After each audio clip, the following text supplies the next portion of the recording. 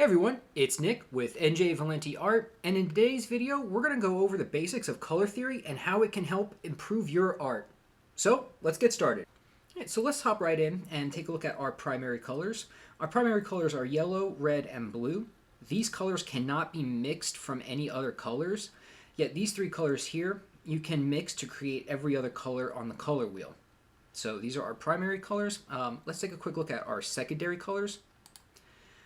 Our secondary colors are orange, green, and purple, and you can get our secondary colors by mixing your primary colors. So if we were to mix yellow and blue, we would get green. Yellow and red, we would get orange, and then red and blue, we would get purple. And then you could continue mixing these colors to get and make up the rest of our color wheel. Now, there are a few different things we want to keep in mind when we're talking about color, 3 to be specific. We want to talk about the hue or the color, which is the actual just color of the object. Then we have value, which is how light or dark that color is. So for instance, we have our hue right here in the middle of our color wheel of the triangle here. So this would be our blue. And the value is based on how light or dark. So if we get lighter or darker is our value. And then the intensity or saturation of the color is how much of that color is there or not. So for instance,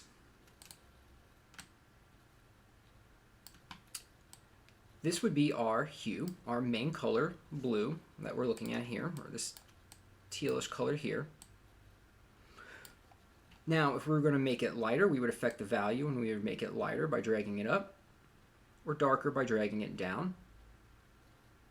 If we keep it right in the middle, intensity is how much of that color is there, how bright that color might be. So as opposed to light, we're talking about bright, very vivid teal right now. So this would be very highly saturated, very intense color of blue. Now if we move it back to the middle, we would have our standard blue that we started with, teal, and if we moved it over here, it would become desaturated. Now we are losing color from the blue. You see it's becoming more gray almost. And if we were to come all the way over here, it would now just be gray.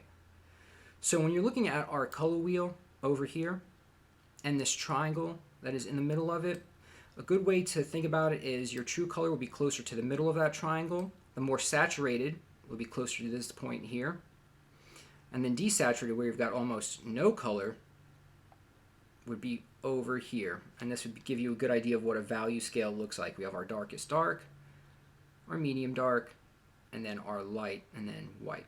Okay, so intensity is how strong that color is. Is there a lot of blue, or is there less blue in that color? So taking a look at our color wheel here, I have this split down the middle, and on one side you can see I have the cool colors, and then one side is the warm colors. Now, typically, red is considered a very, it could represent fire, so it could be considered a very hot, very warm color. And blue tends to be representative of water, ice, snow, so is our cool color here. And basically, how you want to use these is there's certain scenes that you want to use primarily these colors in. So say in the morning, there's usually cooler colors. Nighttime would be the same, but during the day, like mid-afternoon and right in smack dab in the middle of the day, would be filled with more warmer colors. So you just want to, considering the scene that you're drawing and the time of day that it may be in that scene, you might want to think about using cool colors versus warm. And this color wheel here kind of just shows you the difference in how these colors all lean more towards red. And on this side, all these colors will lean more towards and be more influenced by the blues and the greens. All right, so let's take a look at a couple of the vector landscape tutorials that we've done before here on the channel. Let's take a look at them and see how they kind of compare to this warm and cool color wheel.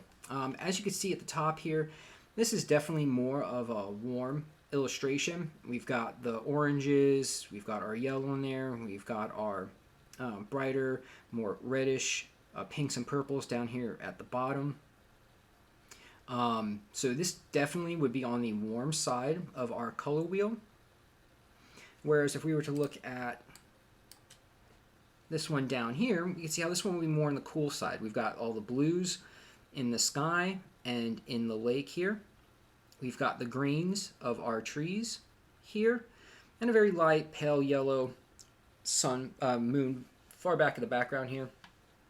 So you can see how this would be a good example of cool colors being used within the illustration, whereas this one up here is a good demonstration of warm colors being used in the illustration. You can see how by looking at both of them right next to each other, you can see how they give off the different feels and how warm colors create one type of feeling and cool colors create another type. All of this is very important when creating illustrations. All of this comes through to the viewer, the reader, as they're looking at the piece. So always pay attention to the colors that you're using and how they may affect the viewer's opinion of the piece. All right, so let's take a look at some different color palettes that we can use using the color wheel. The first one that we'll look at here is monochromatic.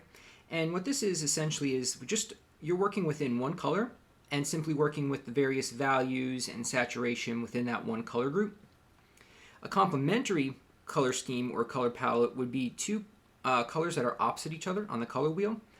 So we got our purple and yellow here. So if you kind of think back to our primary and secondary color examples, any color that is directly across the color wheel will be a complement.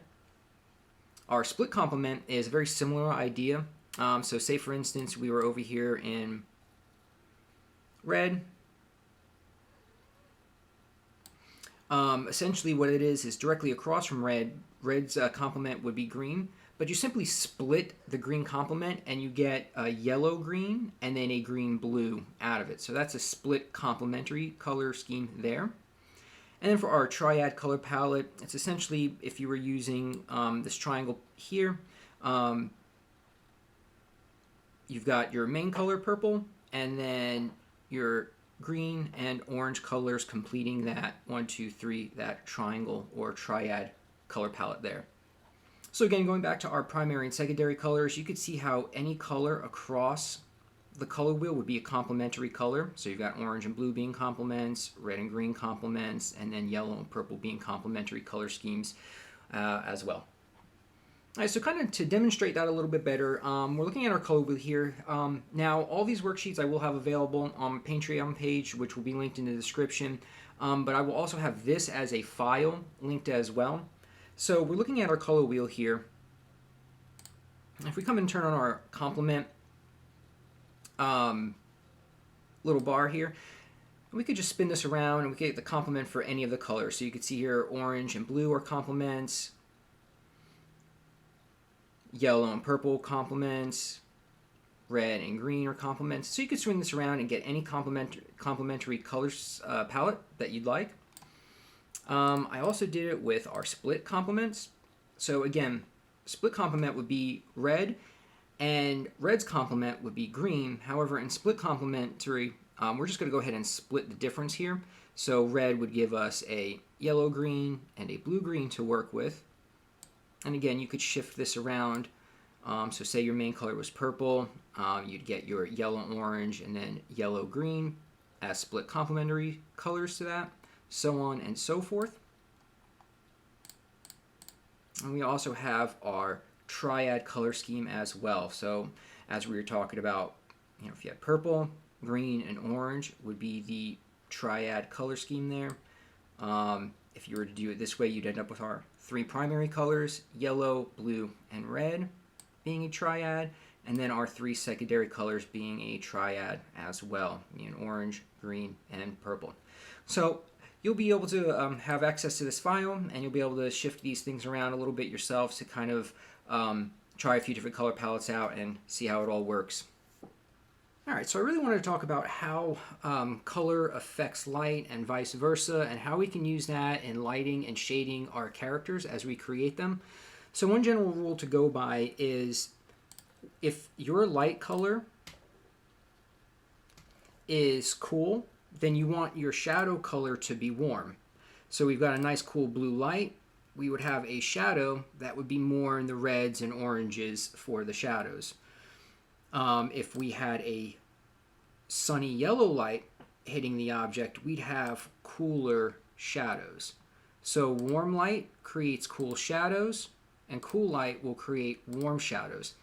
All right, so here's an example of cool and warm light and warm and cool shadows on top of our sphere from our lighting basics video. So this is just to give you a quick idea of what it would actually look like when you have cool light and warm light versus the warm shadows and cool shadows applied to an object, and how different they can look under each of those lighting conditions. All right, so let's look at some examples of how different color light will create different colored shadows. So as a comparison here, for the first little gopher head here, we have a warm light source, which is then going to generate cool shadows. You can see there's almost like this light purplish tinge to this shadow here, and we've got a slight yellow glow from that light source here. So making that yellow is a warm color, so the warm light with the cool shadows. And compared to when we have cool light, which is a nice light blue light here, and then we have warmer shadows. This is more of a reddish shadow here. So the shadows are warm when the light is cool, and the shadows are cool when the light is warm. So just a little bit of an example to show you what that looks like side by side. I hope you found this intro to color theory helpful.